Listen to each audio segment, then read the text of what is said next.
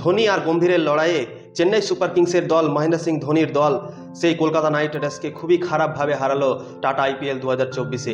একতরফা ম্যাচ হারালো, কোনো মজা পেলাম না আমরা এই ম্যাচটা দেখে। অনেক এক্সপেকটেশন ছিল এই ম্যাচটাতে কি ভালো ম্যাচ আমরা দেখতে পাবো, কিন্তু এই ম্যাচটা শুধু একতরফাই হয়ে গেল। প্রথম 6 ওভার কলকাতা নাইট রাইডার্স মনে হচ্ছিল কি হ্যাঁ ম্যাচে আছে, কিন্তু যে জাদেজা বল করতে এলো তারপর থেকে ম্যাচটাকে একতরফা বানিয়ে দিয়েছে। লাস্ট পর্যন্ত ম্যাচ চেন্নাই সুপার কিংসের হাতেই ছিল, আর 7 উইকেটে চেন্নাই সুপার কিংস ম্যাচ জিতে গেল। কলকাতা নাইট রাইডার্স সিজনের প্রথম হার তারা পেল, কিন্তু এইভাবে হার পাবে আমি ভাবিনি।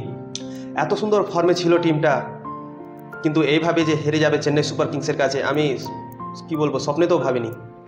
চেন্নাই সুপার কিংস আর কলকাতা নাইট রাইডার্স 30টা ম্যাচ খেলেছে। চেন্নাই সুপার কিংস আবারও কলকাতা নাইট রাইডার্সকে হারিয়ে দিল। চেন্নাই সুপার কিংস 19টা ম্যাচ জিতেছে এবং কলকাতা নাইট রাইডার্স মাত্র 11টা ম্যাচ জিতেছে। তো এখানেই বোঝা যাচ্ছে চেন্নাই সুপার কিংসের পাল্লাটা কত ভারী কলকাতার কাছে। তো কলকাতা চেন্নাইয়ের কাছে শুরু থেকে হেরে আসছে, আর কালকেও সেটা চেঞ্জ হলো না, কালকেও হারলো। তো আমরা ভেবেছিলাম কি এবছর কলকাতার টিমটা একটু আলাদা আছে, এবছর হয়তো চেঞ্জ হতে পারে বা চেন্নাইকে হারাতে পারে। চেন্নাই 2টো ম্যাচ হেরে মাঠে নেমেছিল, আর কলকাতা নাইট রাইডার্স 3টে ম্যাচ পরপর জিতে মাঠে নেমেছিল। কিন্তু চেন্নাই সুপার কিংসের পারফরমেন্সটা আমরা ভালো দেখতে পেলাম এই ম্যাচে, কিন্তু কলকাতা নাইট রাইডার্সের পারফরমেন্স কিছুই ছিল না এই ম্যাচে। কি বলবো, আজকে অফ ডে ছিল কলকাতা নাইট রাইডার্সের, কোনো ব্যাটার কালকে ভালো খেলতে পারলো না। সেই ধোনি যে প্ল্যানটা করেছিল চেন্নাই সুপার কিংসের বোলারদের সঙ্গে, সেই বোলাররা কাজ করে দিল কালকে সেই প্ল্যানে। তারা ভেবে এসেছিল কি কলকাতা নাইট রাইডার্সের ব্যাটারদের সামনে কোনো গতি দেওয়া হবে না, কেননা গতি বল তারা ভালো খেলে এবং ভালো 4-6 মারে। তাই জন্য তারা প্ল্যান করে এসেছিল কি তাদেরকে স্লো বল দিব, আর সেই প্ল্যানটা সাকসেসফুল হয়ে গেল ধোনি আর ধোনির টিমের বোলারদের।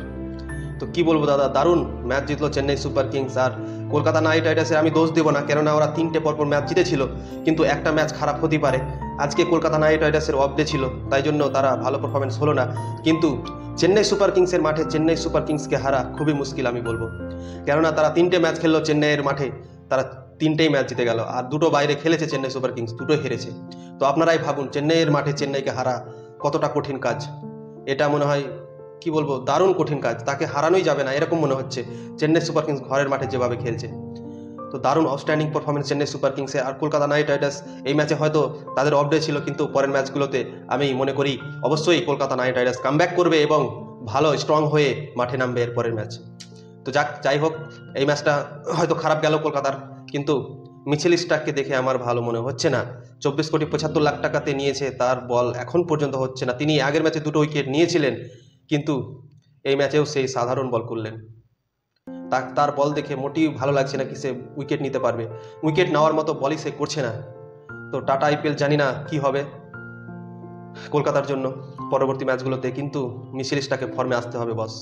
কলকাতাকে যদি ভালো করতে হয় মিচেল স্টার্ককে অবশ্যই ভালো খেলতে হবে এবং উইকেট নিতে হবে, নাহলে কিন্তু সমস্যায় পড়বে কলকাতা নাইট রাইডার্স। কেননা পাওয়ার প্লেতে যদি কলকাতার বোলাররা যদি উইকেট নিতে না পারে, তাহলে যে কোনো টিম তাদেরকে হারিয়ে দিতে পারে। তো সব সময় মাথায় রাখতে হবে পাওয়ার প্লেতে 2-1টা উইকেট তারাকে নিতে হবে ম্যাচ জেতার জন্য। তো ওভারঅল দেখা গেল ভালো পারফরমেন্স করলো চেন্নাই সুপার কিংসের দল, একতরফা কলকাতাকে হারিয়ে দিল কালকে। আর কলকাতাও কামব্যাক করার চেষ্টা করবে এর পরের ম্যাচগুলোতে। হয়তো এই ম্যাচটা তাদের ব্যাড লাক ছিল, খারাপ ছিল, তাই জন্য তারা পারফরমেন্স হলো না। সবারই অফ ডে ছিল কালকে, কেউ ভালো খেলতে পারলো না। রিঙ্কু সিং, শ্রেয়স আইয়ারের টিকে ছিল ঠিকই, কিন্তু তার ব্যাটে বলও হচ্ছিল না। আর ভেঙ্কটেশ আইয়ারের তো বল মনে হচ্ছে লাগছিল না এই ব্যাটে কালকে। তো কি বলবো, সবার অফ ডে ছিল। ভুলে যাও আজকের ম্যাচটাকে কি হয়েছিল, এর পরে ম্যাচগুলোতে আমরা ধ্যান দেবো। একটা ম্যাচ হারলো তো কি হয়েছে, 3-3টে ম্যাচ তারা আমাদেরকে উপহার দিয়েছিল, কিন্তু একটা ম্যাচ হারাতে তাদেরকে আমরা দোষ দিব না, কেননা একটা দিন অফ ডে হতেই পারে।